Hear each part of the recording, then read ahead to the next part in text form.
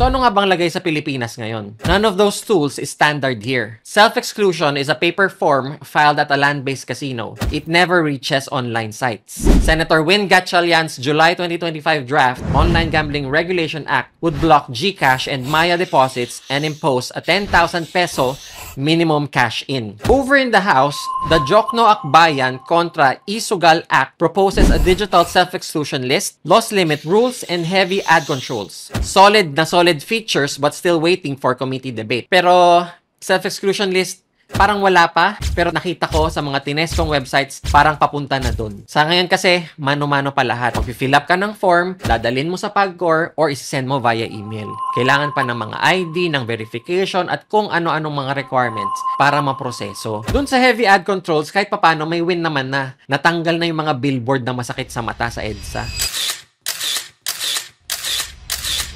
Both drafts push the debate forward, yet key gaps remain that our 7-point blueprint would close. Deposit limits with a 24-hour cooling off. Akbayan sets loss limit but no delay. The Senate bill relies on high cash-in barrier. Ang deposit limit, dapat yan, pag sign up pa lang, sineset na. Mandatory. Nakita ko sa mga platforms na chinek ko, hindi lahat nagpo-promote ng deposit limit. Merong wala, merong monthly, merong daily lang. Iba-iba. Merong iba, pwede mo namang i-override. So parang wala rin kwenta. Nag-set ka pa ng deposit limit. May isang platform na maganda kasi nagsiset ka ng deposit limit at hindi mo ito ma-edit within 24 hours. Number 2, product design breaks. Neither text explicitly bans autoplay or turbo spins. Ibig sabihin, wala nang auto spin button. Hindi na tayo dapat nagsiset ng mga auto spin. Yung mga isang pindot, 10 spin, 20 spin agad. Number 3, credit card risk. The Senate bill targets e-wallets but leaves card funding untouched. To be fair, sa 5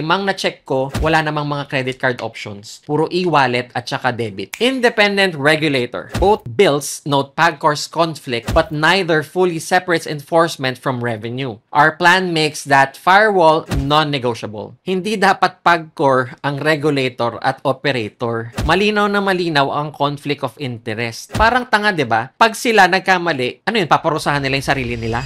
In short, Akbayan's bill strengthens consumer tools, Gatchalian's tightens payment and ad rules, but a complete solution still needs universal cool-off windows, design speed limits, credit limits, and above all, an authority that does not earn from the games it polices.